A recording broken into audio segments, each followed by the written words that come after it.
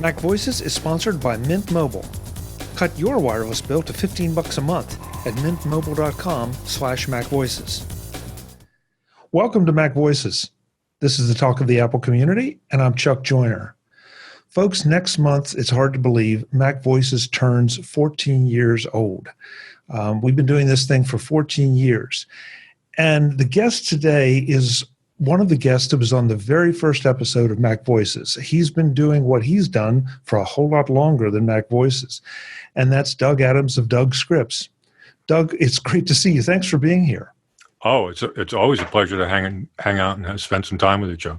Well, I really appreciate it. And I felt like this was a really good time to have you back because we're about to undergo a pretty big change in the Mac OS world with Catalina and also with the breakup of iTunes into different applications. Your scripts, your AppleScripts, have been like a bedrock of adding functionality to iTunes for music. And I wanted to see how you're dealing with the transition and what it means for Doug's scripts going forward, and just in general, how much work is it, and will you still be able to do it? Yes. Well, it's been a busy summer. There's no doubt about it. As soon as the first betas of Catalina came out in the first week of June after the WWDC, pretty much was a culture shock to see not have iTunes, running on your OS. Kind of weird. But I was pleasantly surprised. I don't know. Have you tried the betas or the public beta or anything like that? No, I've stayed away from the betas for good idea, actually. Reasons. Yeah. It's actually a pretty smart thing to do. But it's the new music app. If you haven't read about it, if you haven't got friends who have shown it to you, it looks pretty snazzy. It's not as complex looking as iTunes is right now. The music app, of course, only handles music, so you don't have the widgets in there to look at TVs and movies and podcasts and radio and whatever else was in there. So it's kind of a much cleaner interface. The TV app, it's the same thing. It's very similar. It looks almost exactly like the music app, except it's got videos in it. And of course, the UI is a bit different to manage because you don't look at you look at movies and music differently. And then the podcast app, quite frankly, I haven't even really looked at the podcast app because I imagine it's a decent podcast app. But that is also not scriptable, so I haven't really spent much time looking at the podcast app. But the other two, music and TV, I think most people will. I think they'll have muscle memory from iTunes, and it'll be pretty accommodating. It's still early days with. It feels like. Oh, we have dogs. It still feels like early days with a lot of the things. It still doesn't feel together yet in the betas, and sometimes I read reports on Twitter and things like that. People complaining about the beta doesn't work. I'm like, well, no, the beta doesn't work. So it's really hard to say anything hard and fast about the way the beta is right now, other than a few. I would say artwork issues. There seems to be a system-wide artwork issue where even if you look at an audio file that has embedded artwork, it may not show as like an icon. And like in iTunes, in AppleScript anyway, you can't grab the artwork in the conventional way. But I suspect that is just they have something that's commented out in the code somewhere, and they're working on it. And as soon as it works good, they'll put it back because it's been like that in the past. I remember 2-3 years ago, there was something similar going on with artwork, and they fixed it. Also, CD utilities and things like that, they weren't exactly all plugged in yet. So I think that'll be fine. But in general, it's been pretty smooth. It's not as simple as a lot of people have surmised and guessed of taking an AppleScript that's targeted to iTunes and just changing it to music. It may not work that way. Well, let me back up. You can't run iTunes in Catalina. When you go to Catalina, there's no iTunes. You can't run music and anything before Catalina. You can't run AppleScripts written for iTunes in Catalina because there's no iTunes in Catalina. So all the scripts have to be rewritten, or any scripts that you have that you target iTunes have to be rewritten either to target the music app or the TV app. I mean, that's going to be simple for people who have their own stuff at home. For me, excuse me, for me, who distributes, scripts that have to work for a lot of different kinds of people, it's been a little more difficult in trying to figure out, well, how can I make this work? If you're just working on editing tags, how can I get this script that used to work in iTunes fine on TV tracks or music tracks? How can I get it so that the person can use it with music or TV, but not have to have two scripts? And so that's been somewhat of a challenge. There's some pretty interesting ways you can do that. You can, I can have the script look where you put it, where you've installed it. And if you've installed it in the TV scripts folder, it says, oh, I'm going to be used with TV. And likewise, if you put it in the music scripts folder, it says, oh, I'm going to be used with music. So that's fairly straightforward, but there are a couple of other things you can do. But to answer your question, I think I've answered a whole bunch of your questions. For the most part, it is not going to be a difficult transition. It's just going to be time-consuming to switch things over. And you can kind of see that, too, in some of the applications that use music, that use iTunes, rather, and they're going to try to switch over to music. There's still... a lot of people are afraid to release because all the features from music and TV and the whole media setup aren't quite set up yet. So I don't think anybody wants to release something that won't quite work correctly and that we don't know if it will work in the final version. So, but the great thing is we have another month. We have another month to mess around with the betas. So I'm really glad about that. Okay, so I can breathe again because I've been. You weren't breathing that whole time because that's not good for you. Well, I know, but I've been holding my breath for a long time because I've come to depend on some of your scripts so much for production of the show that it would be not impossible by any means, but it would be extremely burdensome if I had to do all the tag editing and everything without the use of those scripts. So to hear that. It's not an impossible thing, and it's going to come even if we have to wait a little while for you to catch up, which is understandable. That the support is there, and we can look forward to that being there. Is I don't know any other word. It's a relief. Yeah, I know the feeling. I think we've all experienced transitions like this. For instance, I had to leapfrog between Photoshops. I remember years ago I was using an old version, and then I would wait years before I upgraded. And you get to the new one, and everything is completely different. Everything is broken. But it's fixable. It's all software. It's all capable. I can understand people being worried about AppleScript support because, I guess in general, you really don't. AppleScript doesn't get a lot of rah-rah. Not just from Apple, but you just don't hear developers talking about it. You don't hear. There aren't a lot of new apps coming out that have AppleScript support, so you can't script them. I'm grateful to whatever gods we have that iTunes has kept the AppleScript through the years. For 20 years, it's pretty much the same dictionary that came with SoundJam. It's very similar.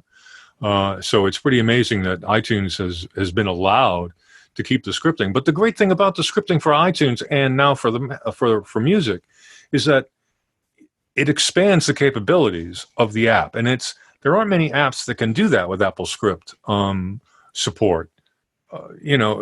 Essentially iTunes is a database. So really the scripts are just queries on a database that allow you to, update and insert and do things like that in some cases. Of course, there are other scripts that help you do other non-tag and playlist construction and things like that. But I mean, for the things that you're talking about, for the tag editing, there wouldn't be any reason not to keep the AppleScript in music if they had it in iTunes because it's so usable. It's so easy to use to edit and tag things. DJs use it. People like you and I use it.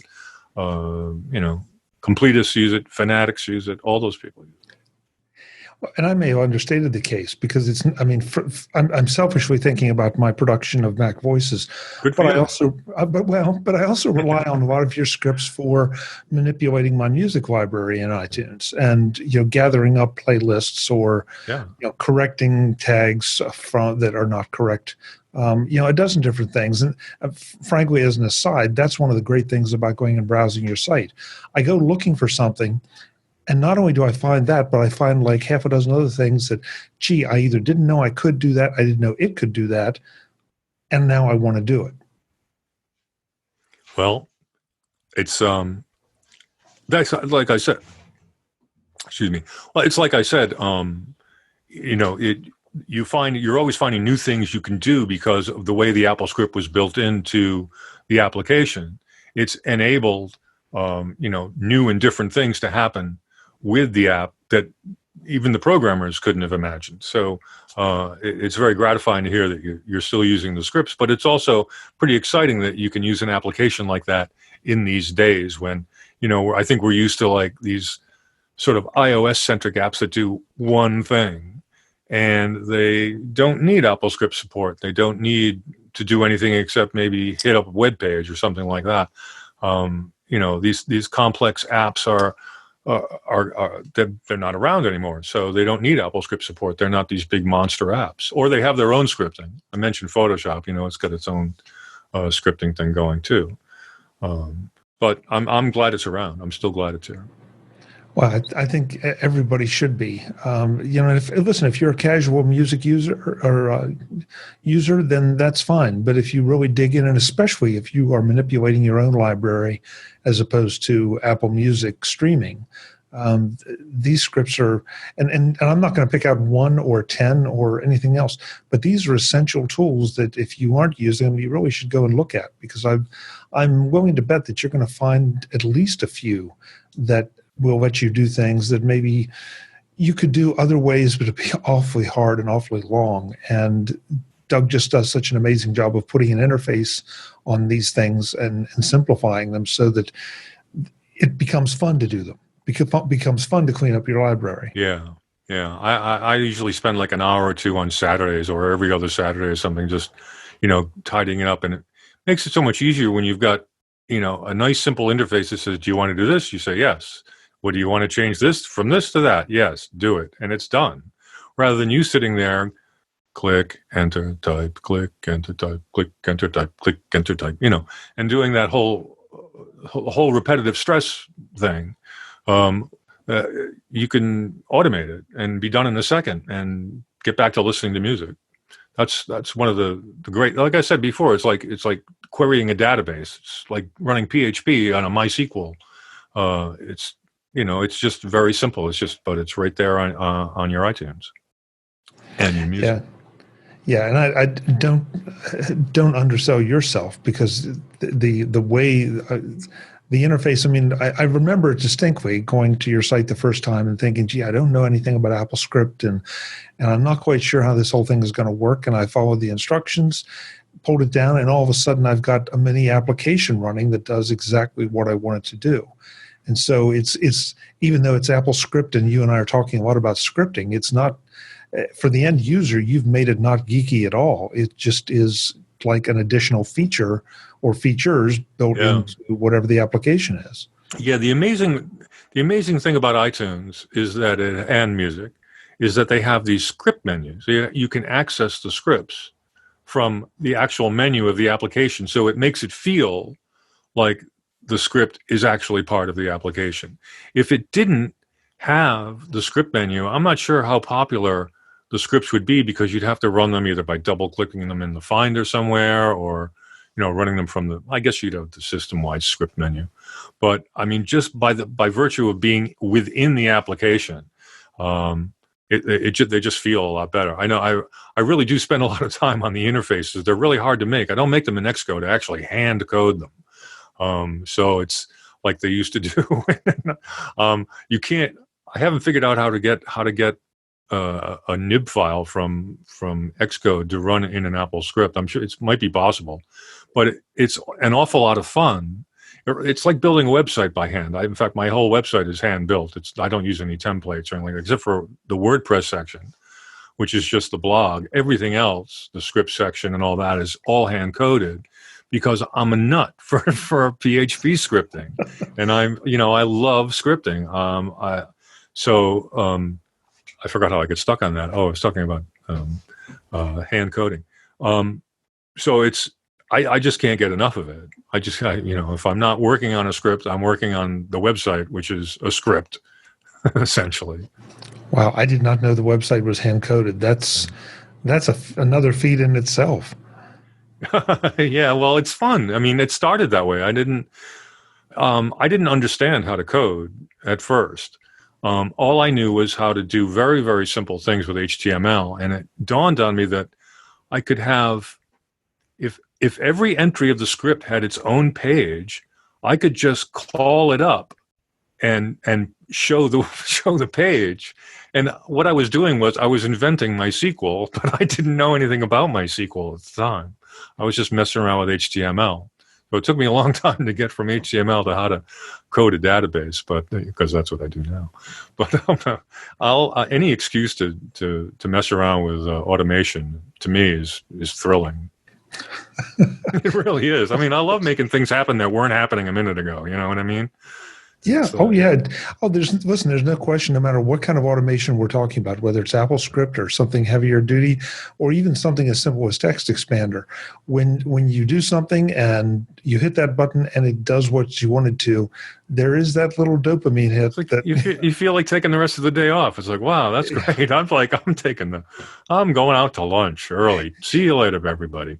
Yeah, I know. I love that feeling. So that's and the other thing too.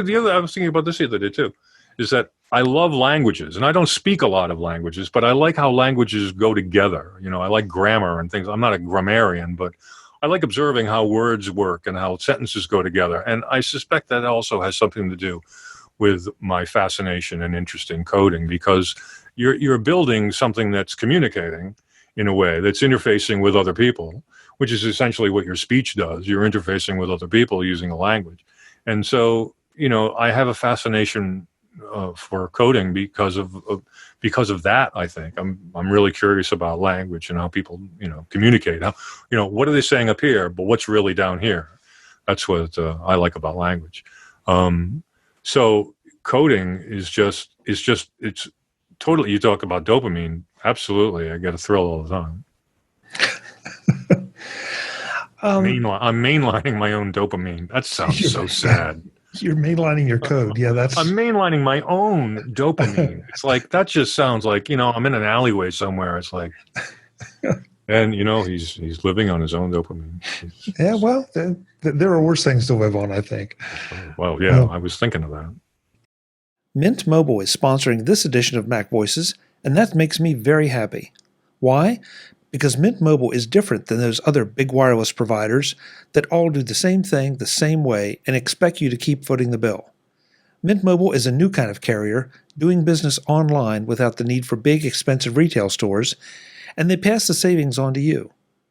My MintMobile experience started about a week before I was doing some traveling. I popped my old SIM out of my iPhone, put the new SIM in, and went through the very easy activation process, and was up and running in no time. Then I took my new phone from central Pennsylvania to Chicago, then to Boston, and then on to Las Vegas, and never missed a beat. My only reminder was seeing Mint at the top of my iPhone screen instead of my old carrier. You can have that same experience and cut your wireless bill down to $15 a month, and that includes unlimited nationwide talk and text. Stop paying for unlimited data you'll never use. Mint Mobile has plans with 3, 8, or 12 gigabytes of LTE data. Isn't it time you reevaluated your cell carrier? Give Mint Mobile a look, cut your wireless bill to just $15 a month, and get the plan shipped to your door for free by visiting mintmobile.com/MacVoices. That's mintmobile.com/MacVoices. Cut your wireless bill to $15 a month at mintmobile.com/MacVoices. Thanks to Mint Mobile for their support of MacVoices. One other thing about your scripts, though, that I want to point out, and I'm going somewhere with this, is that you've always made them very, very, very affordable. Affordable to the point that if it looks interesting, yeah, I'll give it a try. How are you going to move that into the future? Because it sounds like, if I heard you correctly earlier, you're going to have to rewrite pretty much everything. Yeah. So, well, as far as the pricing goes, there are really only about maybe 20 scripts that I absolutely charge for. Most other scripts just have a donation nag. And if you can live with that, then you don't have to give me any money. But if you like and use the script, send me some money. I really appreciate it. But yes, there are some paid for scripts that are some of the more popular ones. And what I'm going to do is I think I'm going to have to charge an update because, I mean, quite literally, all summer long, all I have been doing is working on scripting, working on the website, getting ready for Catalina. That's why I was relieved to hear that it's not coming out until October, and I have at least another week or two to kind of get things ready. So I am gonna charge, but for goodness sake, these things are $2 and $5, and if you've had them for more than a couple of years, all I'm doing is saying, look, if you're going to keep using them, I'm going to keep writing them, and if you're going to keep using them, if I'm going to keep writing them, then I'm not giving me a little cash. That's how I am about it. Because that's how it is. I mean, that's why I'm doing it. That's why I do charge for them, because the ones I do charge for are the more precious, the most important ones. It's not like I don't supply support when people have problems with it, or it's not like I update things when things need updating, and it's not like people don't get free updates for a few years anyway. So I think $2, $5 is a small price to ask, and keeps me happy and moving along. Developing our own dopamine. Yeah. I'm working on the synthetic stuff. Yeah, well, and I wanted to sort of meet that head on because it's been interesting to watch over, I'll say, the past 6 or 8 weeks, different developers choosing to do different things in anticipation of this. Some, a very few have announced that they're just not updating their application. Is that right? Yeah, and that's fine. I mean, a lot of those are very minor applications, very specific applications. But I've also seen some who are saying, yeah, we're going to update and it's going to be free. Then there are the ones that I'm going to update and there's going to be a charge for it. Mm-hmm. I just saw one that I'm not going to call the name out right now, but they are saying, okay, this is going to be Catalina ready, and we're shifting to a subscription model. And it's one of those applications that honestly maybe is probably a legitimate subscription model candidate. But just everybody's doing things a little bit differently. But one of the messages I'm trying to get out is just what you said. It is not necessarily, one and done to go from 32 to 64-bit. No. And so you and all these other developers, they really do deserve to be paid for this effort if you want to continue to use their apps. Yeah, I agree. It's an unfortunate perspective that developers kind of have you over a barrel, especially when it comes to something like iTunes and music, where you can't go back. I mean, if you're going to go back, you have to go back to Mojave. If you want to use iTunes, you have to stay in Mojave. If you don't like music, I don't know what you're going to do. I'm sure some people love iTunes, certain versions of it, and they will not upgrade to Catalina. And those 12 people will be fine. And there are going to be another 27 people who are, Mojave users. And no, I'm not. You'll pry it from my cold dead hands. I love iTunes. But for the most part, most people are going to upgrade to Catalina because it's cool. And it really is pretty terrific. And they're going to have to upgrade to music. And in order for developers to make their popular software work for you, they have to work on the software again. They have to spend time on it. And that's time. Time is money for developers.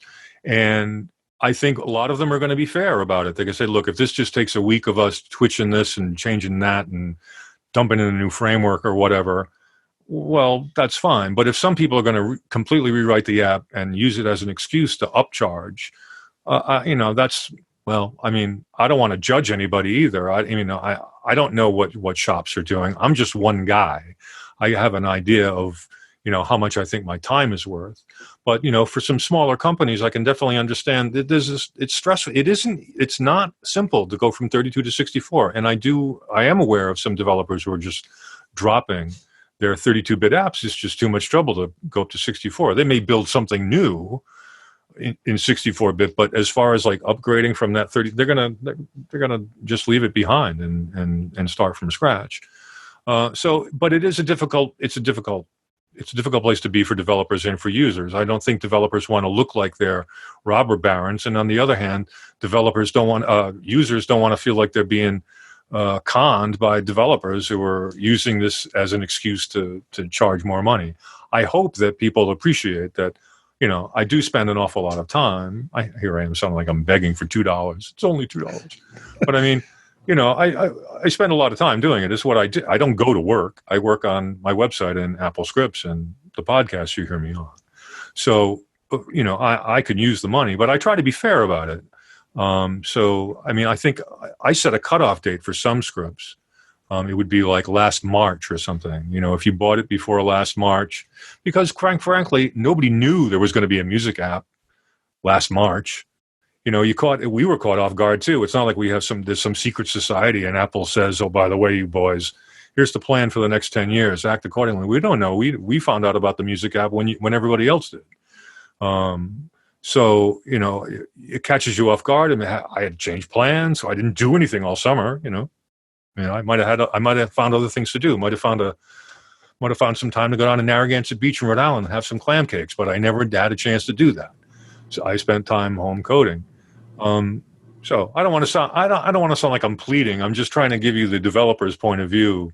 It's what we have to do. In order to give you anything, we have to work on it, and in order to work on it, we need to charge for it.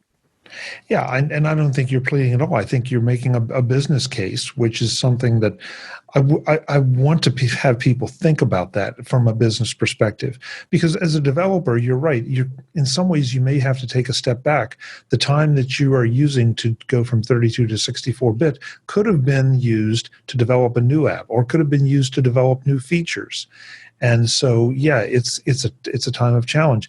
I'm happy to say that I've not seen anybody I felt that was doing the robber baron thing that you mentioned, just charging the upgrade for the sake of charging the upgrade. There are good reasons if they're charging, because it's taking them a lot of time, or they are adding new features along with the change.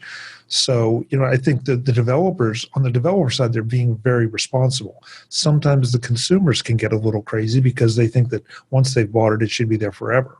Yeah, there's a sense of entitlement, and the story I always want to tell a person who complains about that is, I bought a car 5 years ago.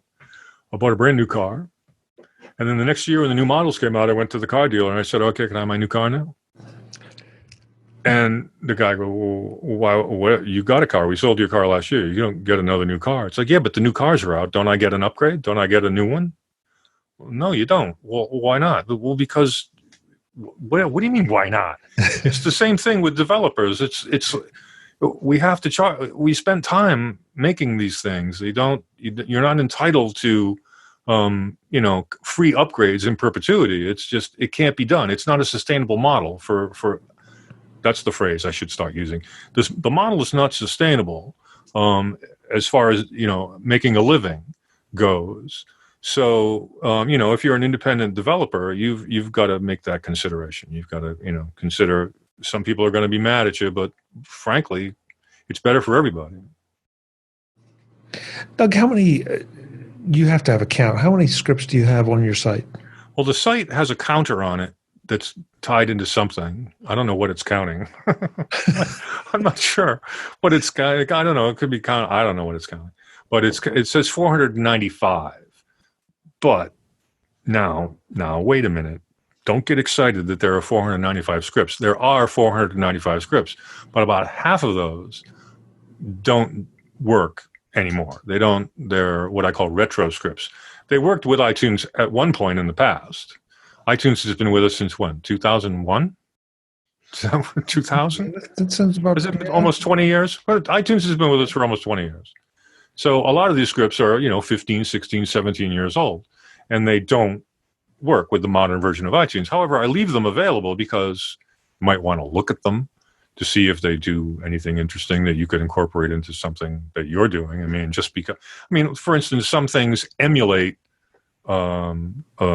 behaviors that iTunes started doing.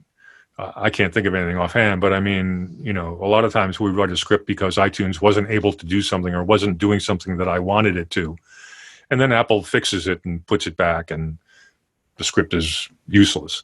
So things like that I leave up. But so far, and I'm not really impressed with the number anymore. But I guess for a while it really seemed like there were a lot of AppleScripts up there. But that doesn't really impress me anymore, considering that, like I said, about half of them are old and in the way. Yeah, but if that number is anywhere near accurate, then that means you have approximately 200, give or take, to do the update on, which... Yeah, but there will be... I appreciate your concern. But here's the thing. I can divide the work up into... I know these scripts are going to need some serious looking at, because there are some things that they're going to need fixing and updating and testing with, and I'm not sure how it's going to work. Then I can look at these scripts over here and say, well, it's just a matter of just changing iTunes to music. I mean, there are some scripts like that. And then there's all the stuff in between that's, well, this could take advantage of something new, or this could be used better in the music situation. So, I mean, they're all varied, but it's not going to take me long to do it at all, really. Once I get once I get moving, once I get my fighting Jones on, I'm ready to go. I'm ready. So I'll be cranking stuff out. But I've been doing that. I've been cranking stuff out. It's just you haven't seen it yet, but I've been cranking stuff out. Oh, that's good. Well, if I haven't already, if it's not clear, I want to put in a plug for the site. Go, folks, and check it out. Even if you're planning on upgrading to Catalina in a month, go and check out some of the things that Doug's scripts can do, and see what gets there once we get the music and the TV apps. But they're an essential part of my music listening and the production of MacVoices. And I imagine that there are a few things that you're going to find that you will absolutely want to do with them. And if you want to play with scripts, it's a great place to deconstruct one and see how it works. That's how I learned. It's the only way to learn, is just looking at other scripts and taking them apart and changing something and see, I wonder what'll happen if I do this. And as long as you don't put in any command like delete startup disk, I think you'll be okay. Sound advice, Doug. Thank you. Yeah, So not only do you do Doug's scripts, but you also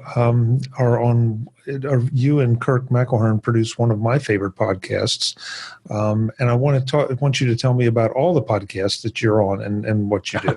That's the only one I'm on. Kirk's on about 17 of them, it seems to me. He's got Kirk's got a lot of interests, so Kirk has a podcast for each interest. But our podcast is called The Next Track, and we talk about the way people listen to music. And Kirk and I are music mavens. We're like you. We're nuts about music. We're not super fanatics. Well, I shouldn't say that. He's really into the Grateful Dead and Bob Dylan and things like that. But he has a very wide and eclectic musical taste, as do I. And we have similar interests. We're of similar age. We grew up at similar circumstances. And we have a lot in common. We have a lot that's not in common, but we have a lot of fun talking about our curiosity about music in general, audio gear, the music business, anything that has to do with our interests in music, we try to put on. And we figured that's rather than try to find in vogue topics to talk about, when we talk about things that we like to talk about, we find that the show works a lot better because we're sincerely interested in sometimes we have guests on who are enjoyable to talk with. And the enthusiasm that we have having guests on comes through. When we have a topic that we're excited about, we have a lot of fun rather than assigning like, we don't pick topics in the news and do a review of it or anything like that. We try to rise above that a little bit and just try to be like a half an hour slice of two guys talking about music, and differently every week. We were talking before this show, before we started recording, how you like the fact that one week the topic can be completely different from the next week. We could have a guest talking about John Cage, and then the following week we could be talking about high-end audio. It could be, depending on on who we can wrangle to get on, and depending on what topic we feel like talking about, it changes all the time. And so the fact that you picked up on that is gratifying, because we try to keep it like that. We don't want to make it sound like a news music podcast. We wanted to make it sound like a couple of buddies on the bus are talking about music, and that's kind of how it comes across. And it does. You come up with different topics that I would not have thought would be worthy of discussion until you delve into it, and especially the I hesitates to call it historical perspective, because that makes it sound way too academic. And it's not academic. Yeah. It's just sometimes an examination of, hey, this is what it was, this is where it is now. Yeah. And it kind of evolved over time, and we didn't really think about it. And so you talk about that. I think it's always an enjoyable discussion. And you're right. It is two guys talking about just things that they're interested in. You're not talking about what the hot new track is, or what you think about this artist or that artist, unless you're picking your next track, and then you do a little commentary. So it's one of the first things when it comes out. It's one of the first things that pops to the top of my playlist, because I always enjoy it. Well, that's great. I'm glad to hear you say that. Because I don't know who's listening to it. I have no idea. We really have no clue as to who's listening to it. No, we have a clue. They're from about 8 or 9 people. But one of the things that I wanted to do when we first started doing it was, you talk about what did I miss. I was getting to an age where I got married in my mid-30s, and I had a daughter, and then all those years I wasn't paying any attention hardly to music, to gear, to anything like that. And suddenly it dawned on me, I'm like, I'm going to be an elderly person and not understand what streaming is if I don't figure out what's going on with some modern equipment, with the way things are changing. So that's about the time Kirk and I decided we should put together a show that, talks about that aspect, that talks about, we've been through, people our age have been through so much audio. I mean, the changes that we've seen in audio, going from, records and all the physical media to the digital media to finally the streaming. I mean, it's an amazing amount of technology that we've had thrown at us over the years. It's not like, our great grandparents who pretty much, if they wanted to make music, they had to buy a mandolin. That's it. They didn't have recorded music. They didn't have, there wasn't anything like that. But suddenly, in the span of 100 years, we've got all this stuff. There's music flying through the air all the time, and it's hard to keep up with how to catch that music, how to listen to music, how to the kind of equipment to listen to it on, the kind of people who like to write about it, the kind of people who perform it, the kind of people who like to talk about CD packaging. We did that show a couple of weeks ago, so. It's interesting. Yeah, it's absolutely interesting. Well, for the 8 or 9 of us that are listening, please keep doing it. Yeah, I hope the 8 or 9 do. There might be more. There might be like 11. Yeah. Well, maybe 11 or 12. Maybe with this show we can get it to 14 or 15. That's way too much. That's way too much. Okay. I'd be anxious and nervous every time we recorded. I'd be worried about offending someone, or I wasn't doing it right. Okay, so we'll just make sure they don't tell you that they're listening. How's that? No, that's okay. Doug, thank you so much for the time and for a little glimpse behind the scenes. I'm as I said before, I'm relieved to know that the scripts are going to evolve into the new world of Catalina, and that you guys are going to continue to do the podcast, and just life is suddenly good. Thank you. Yeah, life's going to go on. I think everyone's going to like the music app. I really, really do. So I hope you like it. I like it, so I'm sure everybody else will. Like I said, it's all just in the muscle memory. It's all there. We'll have you back again to talk more about some of this stuff as we get a little closer to Catalina. And anytime you want to come on, you're absolutely always welcome. Thank you. I appreciate that. Thank you. Folks, I'm Chuck Joyner. This is MacVoices. I hope you've enjoyed this. I hope we've maybe sent you in a new direction for some new resources, especially as we all start to look at adopting Catalina. Until the next time, and as always, thanks for watching. Visit MacVoices.com for show notes and to connect with Chuck on social media. Get involved in our Facebook group or like our Facebook page, and get more out of your Apple tech with MacVoices Magazine, free on Flipboard and on the web. And if you find value in it all, consider supporting us through either our Patreon campaign at patreon.com/MacVoices or by making a one-time donation via the PayPal link on our front page and in the show notes of each episode.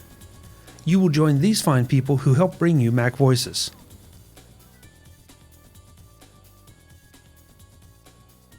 Advertising handled by Backbeat Media at backbeatmedia.com. Bandwidth provided by CacheFly at cachefly.com.